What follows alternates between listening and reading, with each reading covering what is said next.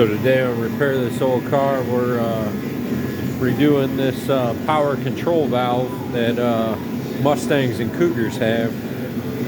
Ended up getting this rebuild kit from Gates. The part number is right there. I think I ended up getting it off Rock Auto, pretty cheap, like 13 bucks or something like that.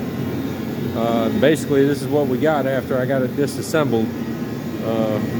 Got a bunch of these parts here.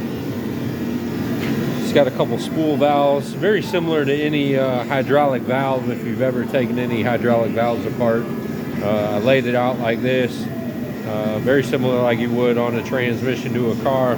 Comes with a very in-depth set of instructions. You got the Ford one there. You got your GM one down here at the bottom, very similar to like what was in the Corvettes, I believe, for the GM model. But basically what I got going on right now is we're just cleaning up stuff. Some mineral spirits.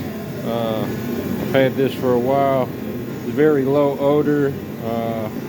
I try not to use a lot at once because clean up. But basically that's where we're at with this right now. Just got this disassembled and going through cleanup and getting ready to put it back together. And I'll do a video on that.